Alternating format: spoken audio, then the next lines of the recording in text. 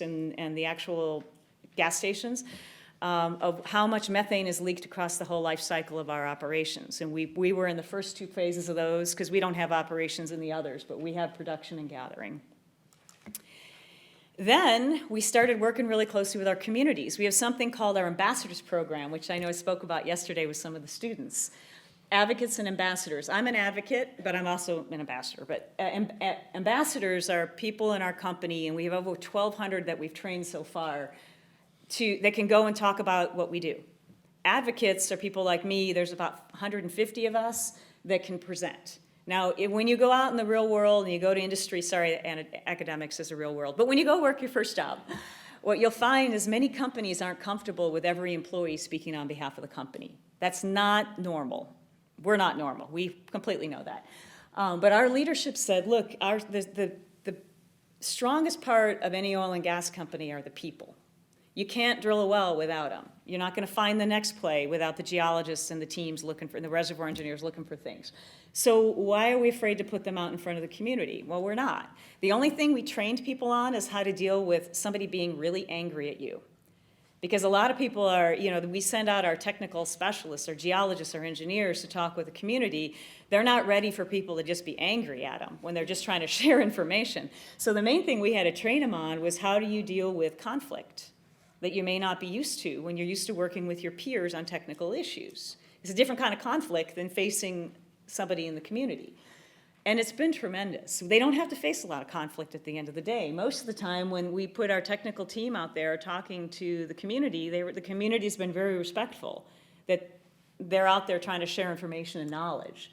So we continue to do that. We're online. We've basically put everything we can out on the website. We meet consistently and regularly with the community.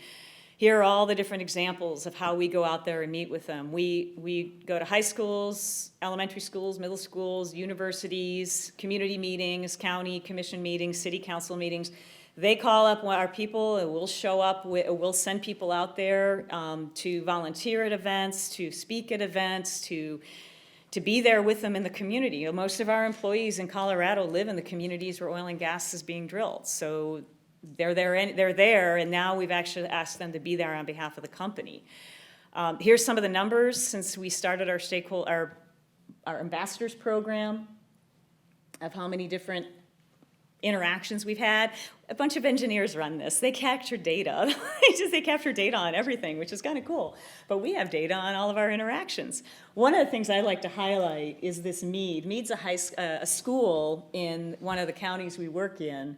We have basically, now it's been 4 different people have done it, but one employee a year goes and works for Mead and teaches classes with the school, with the high school, every year. So we've done it, I think it's been 3 years. I think 1 year they split and two different employees went, one for the first and the other for the second.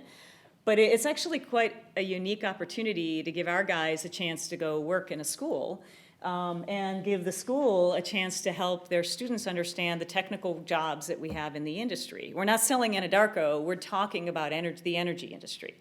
It's not us that's important, it's getting young people interested in science, math, technology. And we do the Habitat for Humanity. So about anything you can think of, we probably have somewhat been engaged in the community, wherever it's going on.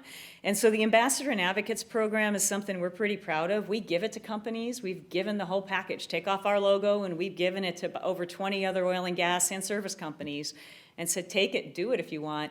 The only thing is that if you don't dedicate some time to helping the employees feel comfortable doing this, they don't want to do it. They don't want to go do a cold call, knock on someone's door at their home and say, hey, I'm here to talk about oil and gas. You just have to kind of get them comfortable with what it is we're asking of them. That's the only training they ask for from us, and that's the effort that we need to put into it to make it successful. And then having somebody there to coordinate and be able to help deploy people when a question comes in. So that's an example of what it looks like in the U.S., in Anadarko's world, in northern Colorado. And I'll open it up for questions. And I know we're at lunchtime too, so I'll be around the rest of the day.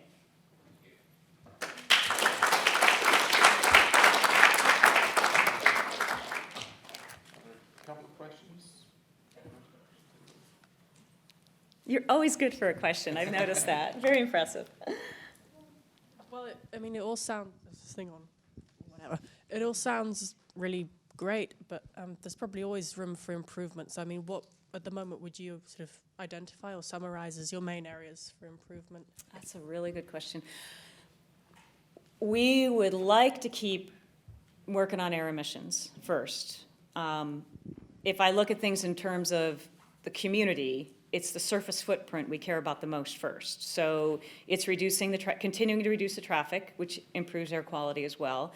It's continuing to reduce any leaks of VOC and methane. And we're doing that through leak detection and repair. There was a picture of a guy with a camera.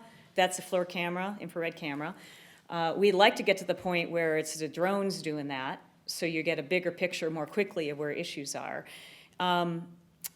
We could continue to try to figure out how to use less water, but that's been a tough one. We really are, we'd like to keep using other sources of water that aren't drinking water or fresh water that could be easily used for drinking. Wellbore integrity is always going to be something our guys work on. I don't think it's a problem right now, but I think it's always something you work on. I mean, you're putting metal down a very, very long distance into the ground. And monitoring the wellbore integrity down that deep is something I keep pushing the guys on, the men and the women, the technical people. How else can we do preventative measurement of wellbore integrity? We use Braden head pressure, so you measure the pressure at the surface, and when something changes, you're like, okay, the pressure shouldn't change, so suddenly, well, let's go check out what's going on. We do groundwater sampling in Colorado before we drill, baseline sampling. We do sampling during the drilling and at the end.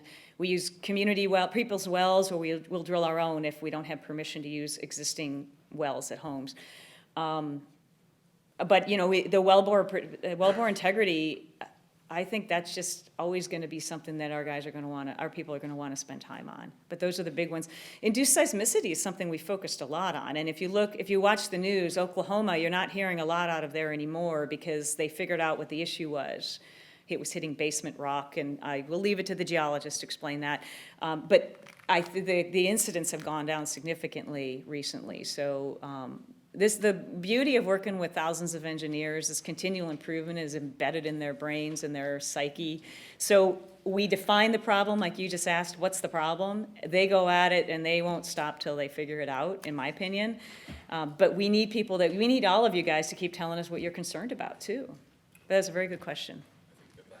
All right, thank you, everyone.